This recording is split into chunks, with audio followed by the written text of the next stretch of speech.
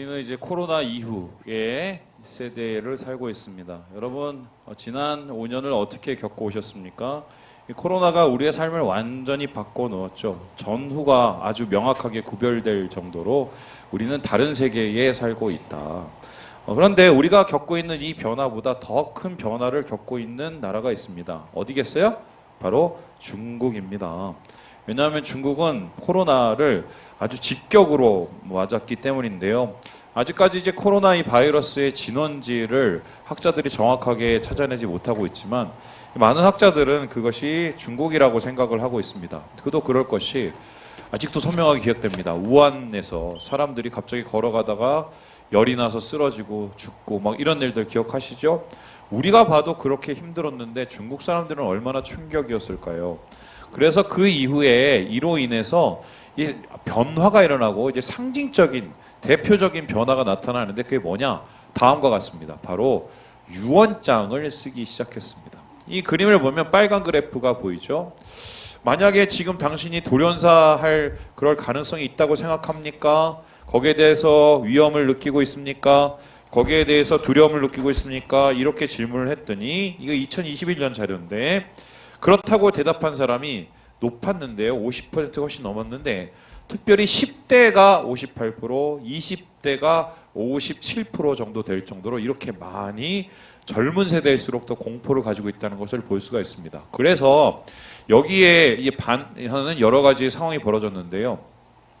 제가 이번에 이제 그 중국에 갔는데 깜짝 놀랐습니다. 이 중국은 앞으로 뭐 몇 년 안에 화폐를 다 없앤답니다. 이 종이 화폐를 없애고 전자화폐로 다 바꾼다는데 실제로 핸드폰에 있는 그 QR 코드를 가지고 서로 돈 거래가 다 되고 아예 돈 현금을 안 써요. 근데 그게 뭐냐면 위챗이라는 앱인데 이 위챗 앱이 한마디로 우리나라 따지면 카톡하고 비슷하거든요. 근데 이 코로나 기간에 이 위챗에서 온라인 유언장 서비스를 했습니다. 그런데 이게 아주 돌풍을 일으켜서요.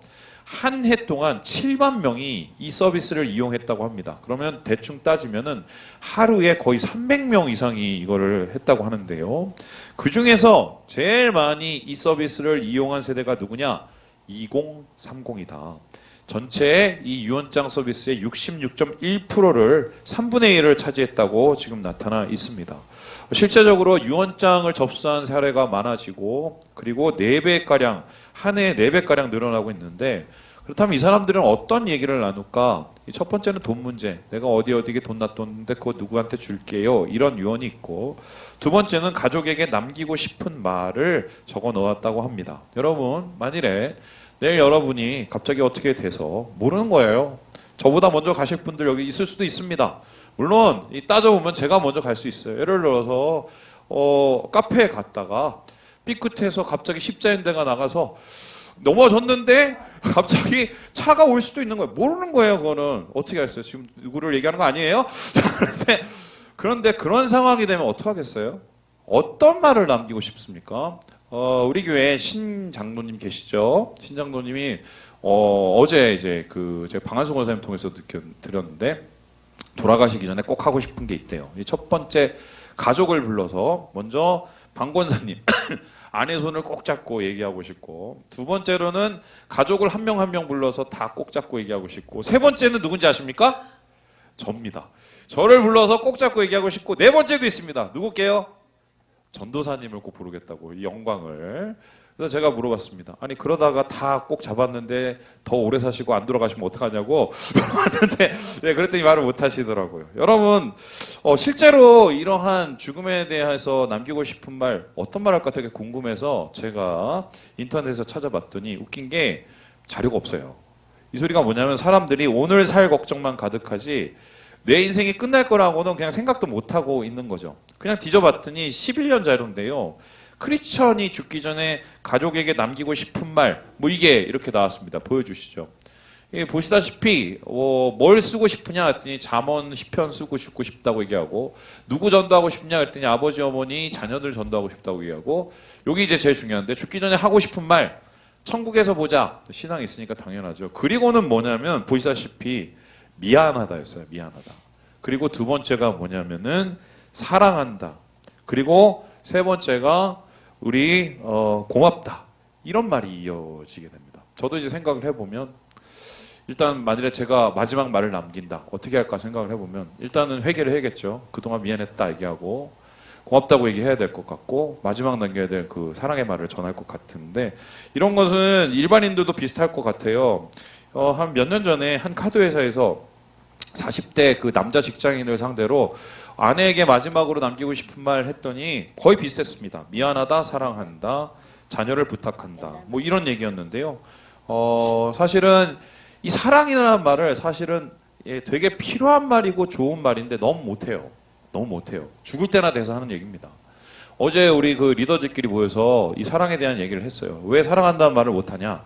어떤 리더분은 평생 자기 아들, 딸한테 한 번도 얘기를 해본 적이 없대요. 그래서 저도 생각을 하니까 우리 아버지한테 사랑한다는 얘기를 들어본 적이 없습니다. 우리 어머니한테도 제가 언제 들었냐면 24살에 들었습니다. 무슨 세미나 갔다가 그 숙제를 내줘갖고 어머니한테 사랑한다고 얘기하라고 해서 사랑한다고 그랬더니 어머니 보고 또 사랑하라고 얘기한다고 해서 겨우 듣게 됐어요. 지금은 이제 어머니하고는 자유롭게 하지만. 그럼 왜 안 하냐고 물어보면은 그걸 말로 해야 되냐고. 근데 말로 안 하면 뭘로 할 거예요? 마음으로? 마음이 보여요? 안 보이죠. 사람들이 대부분 쑥스러워서 이런 일을 잘 못하고 있다. 그렇다면 도대체 사랑이란 건 뭐기 때문에 이렇게 우리가 표현하기가 쑥스러울까? 이 사랑이라는 말은 도대체 어디서부터 시작이 됐을까? 이 조선시대의 문헌들을 살펴보면 초기 문헌에 석보상절이 있는데요.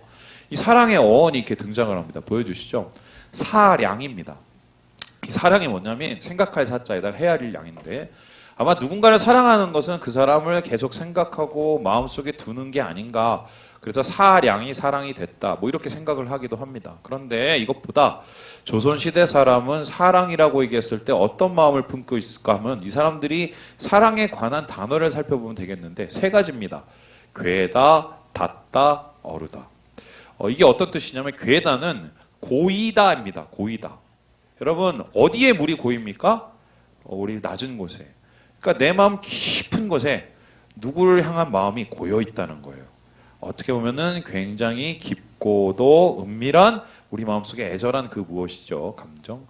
두 번째 닿다가 뭐냐면요. 이게 따뜻하다입니다.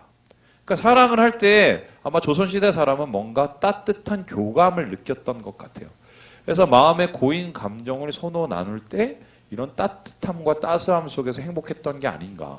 그리고 조금 낯 뜨거운 단어인데 얼우다라는 이 단어가 뭐냐면 혹시 아시겠어요? 이 얼우다에서 파생된 명사가 있습니다. 뭔지 아세요? 어른입니다. 그럼 얼우다가 뭔지 아십니까? 이게 육체적 결합을 뜻합니다. 그래서 뜨거운 육체적 사랑, 스킨십. 그래서 이러한 3단계 마음의 깊이, 따뜻한 나눔, 그리고 뜨거운 스킨십. 뭐 이런 것들이 이제 통합돼서 사랑이라는 감정을 표현했던 것 같다. 자, 그런데 이 사랑, 우리 기독교인은 어떻게 받아들여야 될까요? 사랑한다는 표현을 많이 해야 될까요? 아니면 깊이 마음속에 두고 그냥 천천히 해야 될까요? 오늘 그거에 대해서 좀 알아보고 사랑이 도대체 뭔지 어떻게 해야 되는지를 좀 얘기하려고 하는데 그래서 오늘 우리가 요한 1서를 보는 것입니다. 왜냐하면 요한 1서는 사도 요한이 썼는데 이 요한 1서에만 5장밖에 안 되는 이 편지에 사랑하다는 말이 몇 번이나 있냐면 157번이나 나옵니다. 그러니까 이 서신은 그냥 사랑의 서신이라고 해도 무관할 텐데 그러면 사도 요한은 이 요한 1서에서 사랑에 대해서 도대체 뭐라고 얘기했었을까? 사도 요한이 말하는 사랑은 어떤 것일까? 3가지로 살펴볼 수가 있습니다. 우리 같이 한번 읽어보도록 하겠습니다. 시작! 우리의 시작이다. 사도 요한은 사랑이 바로 우리의 시작, 바로 그리스도인의 신앙과 복음의 시작이라고 얘기하는데요. 우리 함께 11절의 말씀을 읽어보도록 하겠습니다. 시작! 우리는 서로 사랑할지니 이는 너희가 처음부터 들은 소식이라. 여러분 복음이 뭡니까? 기쁜 소식입니다. 왜 기쁩니까? 받아야 마땅한 것을 받는 게 아니라 받으면 절대로 안 되는 것을 받았기 때문인데 그것은 바로 하나님의 사랑이다. 여러분 왜 예수님을 보내셨을까요? 왜 십자가를 지셨을까요? 왜 예수님 부활한 다음에 자기를 버리고 간 제자들을 쫓아가서 그들을 용서했을까요? 한 단어로 요약밖에 안 돼요. 사랑입니다. 이 사랑을 한마디로 표현하면 이유 없음이에요. 이유 없음. 특별히 하나님의 사랑은 그 이유를 도대체 찾을 수가 없어서, 내가 뭐 어떻게 해서 나를 이렇게 사랑할지 알 수가 없어서 아가페라고 하고, 그리고 그 사랑을 정확하게 더 읽으면 은혜라고 합니다. 그래서 우리의 이 복음의 시작은 바로 사랑으로부터 시작이 되었다. 그래서 예수 믿는 사람의 정체성은 바로 사랑이에요. 사랑으로 모든 것을 시작해야 한다고 사도 요한이 이야기하고 있기 때문입니다.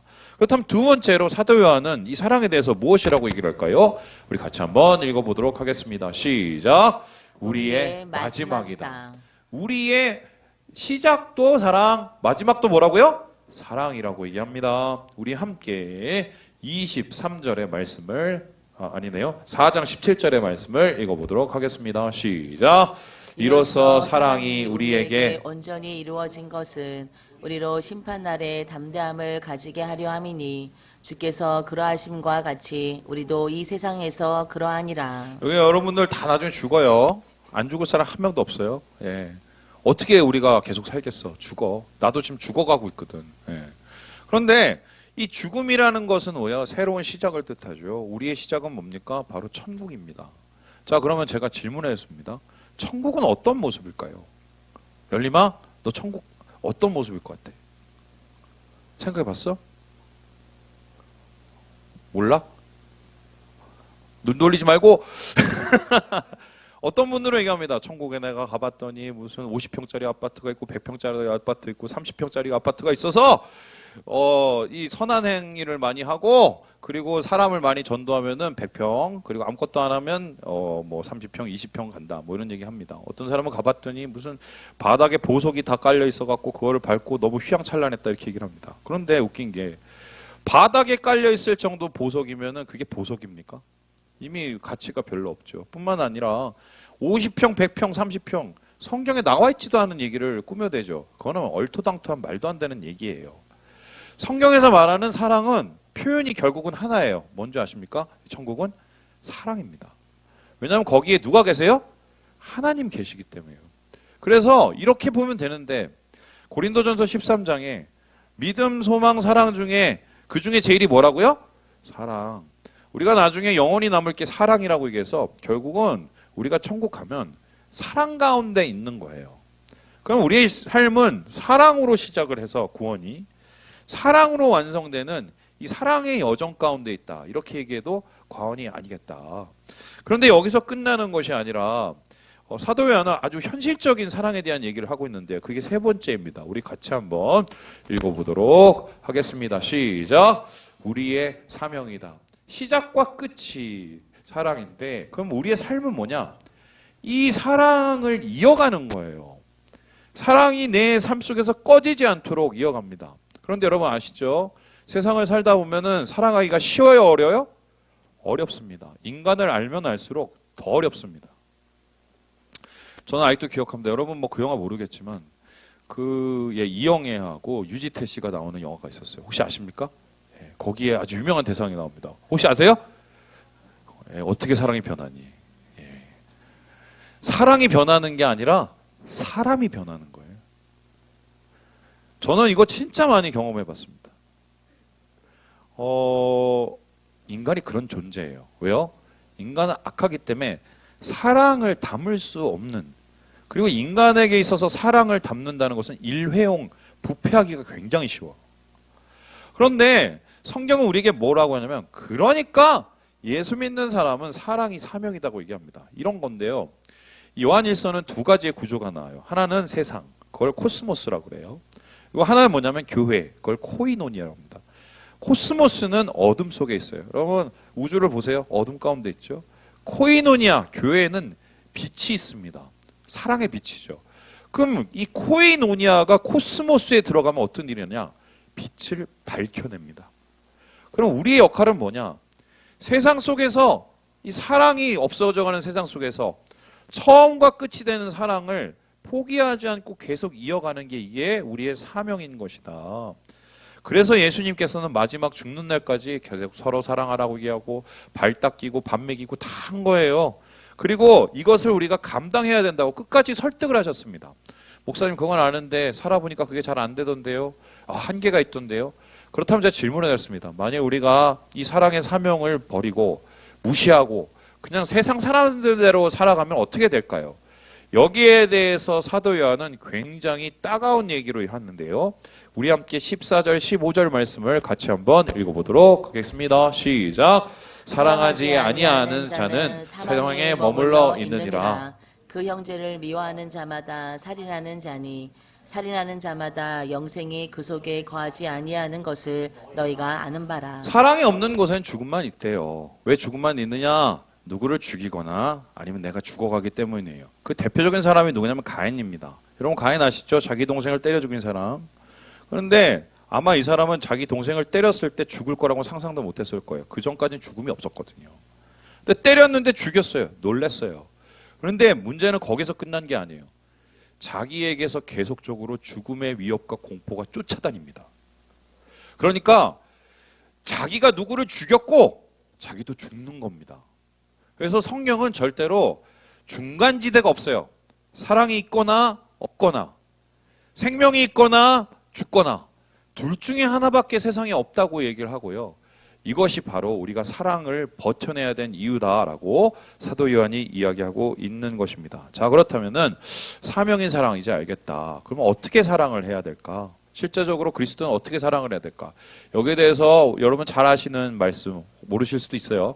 이 말씀을 하고 있는데요. 우리 함께 18절의 말씀을 같이 한번 읽어보도록 하겠습니다. 시작. 자녀들아 우리가 말과 혀로만 사랑하지 말고 행함과 진실함으로 하자. 뭘로 사랑하라고요? 행함과 진실함. 아유, 고마워요 목사님. 말로 해봤자 뭐 의미 없잖아요.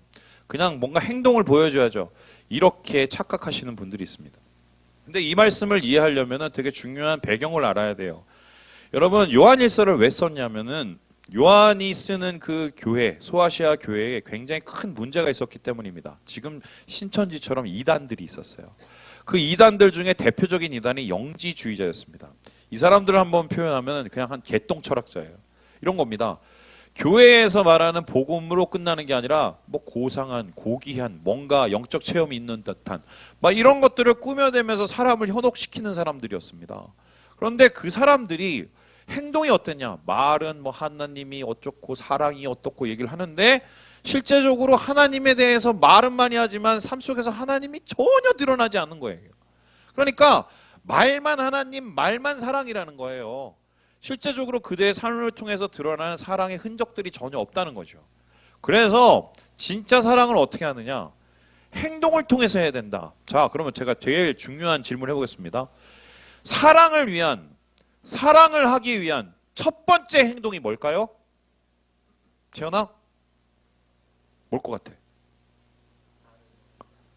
아, 철학적이구나 역시.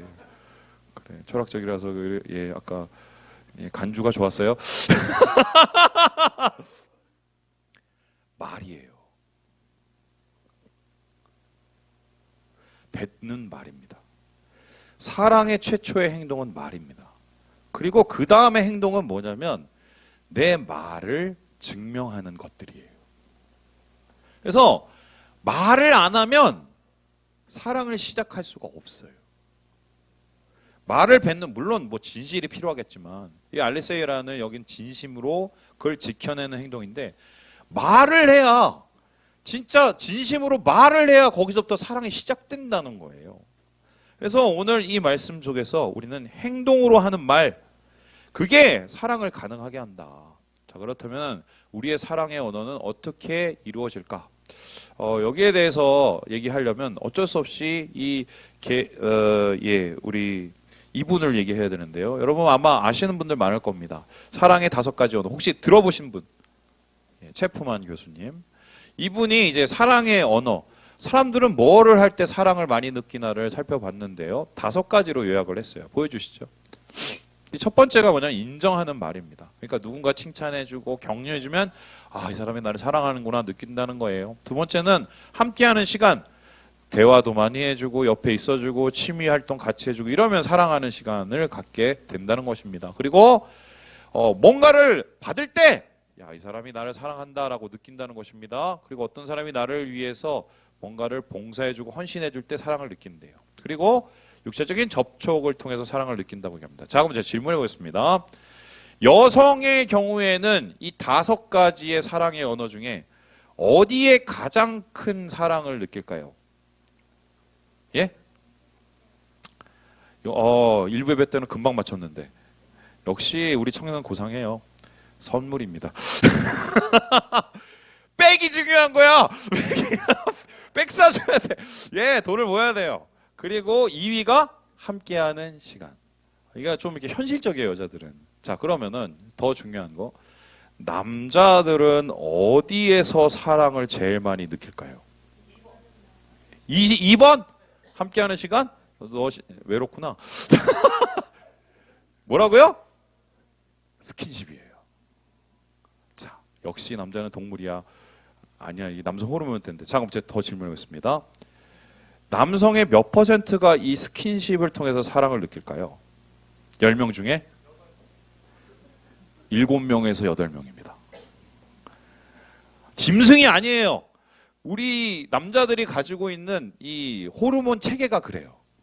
그래서 괜히 이제 이 막 측은댔고 이런 친구들을 보면 대부분 사랑을 갈구하는 거예요. 그렇게 보시면 됩니다.